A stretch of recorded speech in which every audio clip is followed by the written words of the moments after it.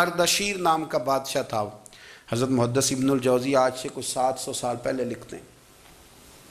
Ardashir بادشاہ بڑا خوبصورت تھا، جوان تھا، بڑا عقل مند تھا. اس نے اس طرح کی قریب کی ساری ریاستوں پہ قبضہ کر لیا.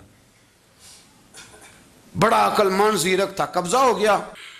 ایک بادشاہ بڑا سخت تھا، اس کے ساتھ جب پنجہ آزمائی ہوئی تو اردشیر کہتا ہے اس پہ میرا قبضہ نہیں ہو رہا تھا، اور جب ہم نے ساری ریاستوں نے مل کے اس پر حملہ کیا تو ایک قلعے کے اندر قلعہ بند ہو گیا. اردشیر بڑا خوبصورت آدمی تھا، بڑا سمجھدار تھا. تو وہ بادشاہ قلعہ بند ہو گیا، اس نے کہا نکلنا ہی نہیں. اب وہ اندر بند ہے، یک بارگی حملہ کیا تو وہ بڑا قلعہ تھا اس میں بند ہو گیا. اس بادشاہ کی نا جس پر حملہ کیا، اس کی بیٹی اچانک ایک دن قلعے کی دیوار پہ چڑھی تو اردشیر کے حسن و جمال کو دیکھا تو عاشق ہو گئی، اور اپنے ہی باپ کے خلاف اسے کہنے لگی کہ اگر تو میرے ساتھ شادی کا وعدہ کرے نا تو میں تجھے رستہ بتاتی ہوں حملہ کرنے کا. اس نے کہا میرا وعدہ رہا، تو رستہ بتا. اس نے رستہ بتایا اس لڑکی نے، اور بادشاہ نے حملہ کیا تو اس کا باپ قتل کیا، اس علاقے پہ قبضہ کیا شادی کے وعدے پر. ہاں نفسانی خواہش بندے کو اندھا کر دیتی، نہیں سمجھ آتی اس کو میں کدھر جانا ہے، اندھا کر دیتی. حملہ کیا، اور جب اس لڑکی کو لے کے آیا نا اپنے محل میں،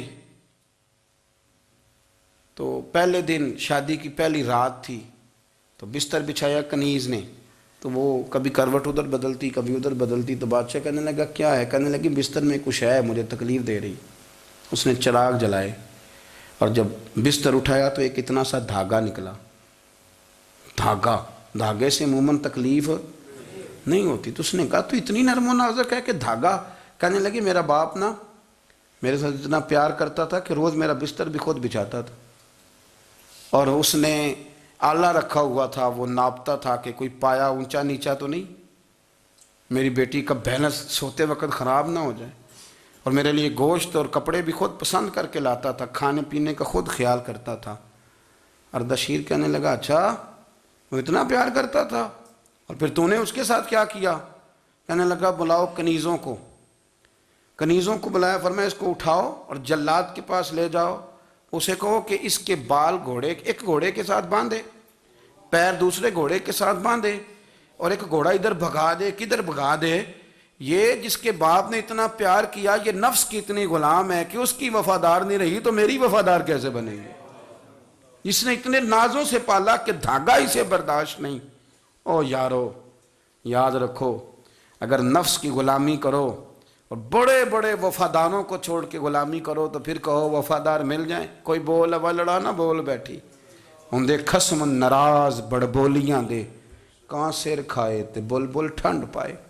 بڑے فرق نہیں سجنا بولیاں دے، جڑیاں خسماں دی وچ رضا وسن، بھاگ جاگ جاندے انہاں گولیاں دے. آپ ادلیاں نو سردار پین تکے تے شرما والیاں نو چوٹے ڈولیاں دے.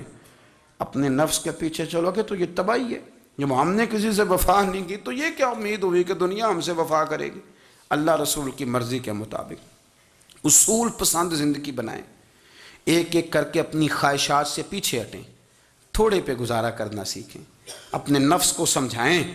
ضروری نہیں کہ روٹی ہر وقت مزے کے لیے کھائی جائے، کبھی کمر سیدھی کرنے کے لیے خشک روٹی بھی کھا کے دیکھو، کبھی سادہ کھانا اس پہ بھی اکتفا کرو، کبھی تھوڑا کھر کے اچھے طریقے سے سادے کمرے میں بھی اللہ کو یاد کر کے دیکھو. نفس کے پیچھے نہ بھاگیے گا، تباہی کرے گا. رب کریم سمجھنے کی توفیق رفیق عطا